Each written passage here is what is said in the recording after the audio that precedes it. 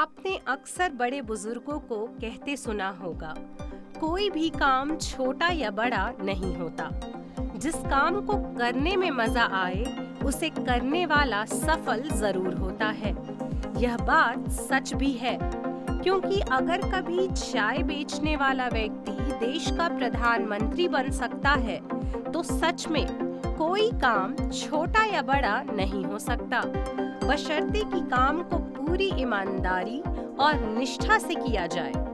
आज हम आपको एक ऐसी ही कहानी से रूबरू कराने जा रहे हैं, जिसे सुनकर आप अचंभित रह जाएंगे। कहते हैं कि जिस काम में मन लगे, व्यक्ति को वही काम करना चाहिए। तो कुछ ऐसा ही किया है मध्य प्रदेश के इन युवाओं ने। दरअसल इनके माता पिता तो चाहते थे कि इनका बेटा पढ़ लिख कर आईएएस बने या कहीं अच्छी नौकरी करे, लेकिन जो किस्मत में लिखा है वही होता है। बच्चों ने चाय का बिजनेस शुरू कर दिया और फिर बिजनेस ऐसा चला कि उनकी कंपनी का टर्नओवर सुन कोई भी माता पिता अपने बच्चे को चाय बेचने से नहीं रोकेगा। ये कहानी है अनुभव दुबे और आनंद नायक की। दरअसल अनुभव आगे की पढ़ाई के लिए गांव से इंदौर आए थे, जहां उनकी मुलाकात आनंद नायक से हुई। कुछ समय बाद आनंद पढ़ाई छोड़कर अपने किसी रिश्तेदार के साथ बिजनेस करने लगे, जबकि अनुभव यूपीएससी की तैयारी के लिए दिल्ली चले गए। अनुभव के माता पिता चाहते थे कि उनका बेटा आईएएस अफसर बने। समय बीतता गया और दोनों दोस्त अपनी अपनी मंजिल को तलाशने में जुट गए। सब कुछ अपनी रफ्तार से चल रहा था। तभी एक दिन अनुभव को आनंद का फोन आया और दोनों में काफी देर तक बातचीत हुई। इसी दौरान आनंद ने उदास मन से बताया कि उसका बिजनेस सही नहीं चल रहा है।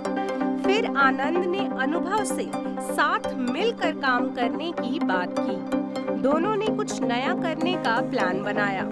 फिर क्या था, अनुभव के मन में भी कहीं न कहीं बिजनेस करने का ख्याल चल रहा था। उन्होंने भी हाँ बोल दिया और दोनों बिजनेस की प्लानिंग करने लगे। बहुत सोच विचार करने के बाद उन्होंने यूथ को टारगेट करते हुए चाय की दुकान खोलने का फैसला लिया। दोनों का मानना है कि देश में पानी के बाद सबसे ज्यादा चाय पी जाती है। चाय अब शौक नहीं, आदत बन चुकी है और लोगों को इसकी लत भी होती है। हर जगह चाय की मांग रहती है। अनुभव और आनंद ने चाय की इस लत को अपने बिजनेस आइडिया में बदला। साथ ही इसे शुरू करने में ज्यादा लागत की भी जरूरत नहीं पड़ती। इसीलिए उन्होंने चाय का बिजनेस करने का फैसला लिया। उसके बाद दोनों चाय शॉप खोलने का प्लान करने लगे, जिसका मॉडल और टेस्ट दोनों यूनिक होगा, जो यूथ को टारगेट करेगा। 2016 में 3 लाख की लागत से दोनों ने इंदौर में अपनी पहली चाय की दुकान खोली। इसके लिए उन्होंने गर्ल्स हॉस्टल के बगल में किराए पर एक रूम लिया। दोस्तों से पैसे उधार लेकर कुछ सेकंड हैंड फर्नीचर खरीदे और आउटलेट को डिजाइन किया।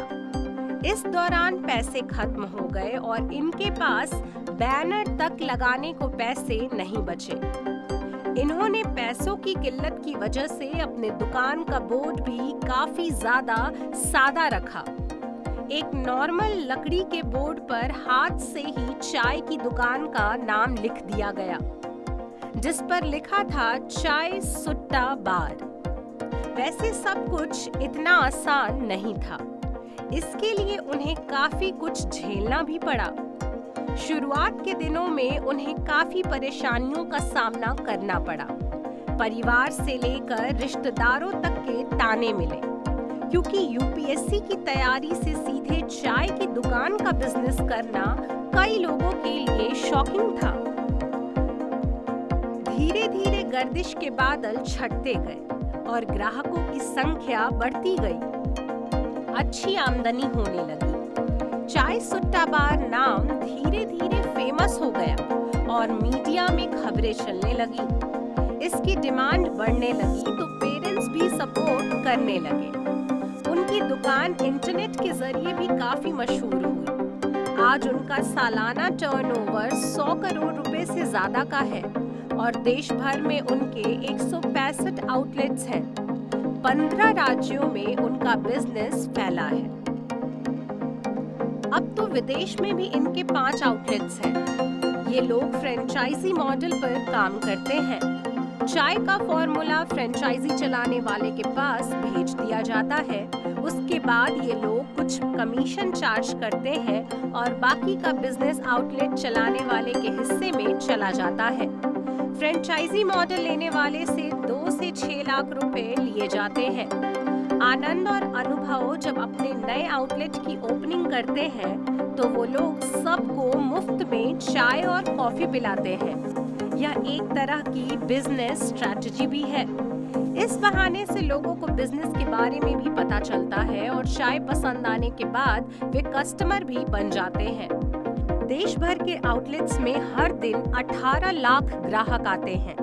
वह 9 अलग-अलग तरह की चाय बेचते हैं। इसमें अदरक, इलायची, पान, केसर, तुलसी, नींबू और मसाला चाय है। चाय सुट्टा बार के मेन्यू में 10 रुपए से लेकर 150 रुपए तक की चाय मिलती है। आनंद और अनुभव ने अपने बिजनेस से 250 कुम्हारों को भी रोजगार दिया है। कुम्हार इनके लिए कुल्हड़ बनाने का काम करते हैं। जल्द ही वे लोग अपने आउटलेट्स की संख्या और बढ़ाने वाले हैं। उनकी कोशिश है कि देश भर में हर छोटे शहर में भी चाय का एक ऐसा मॉडल हो जिससे गरीबों को भी रोजगार मिल सके। इनकी कहानी देखकर ये साबित होता है कि व्यक्ति को वही काम करना चाहिए जिसमें उसका मन लगे और ये सोचे बगैर कि लोग क्या कहेंगे। आपने तो सुना ही होगा, कुछ तो लोग कहेंगे, लोगों का काम है कहना।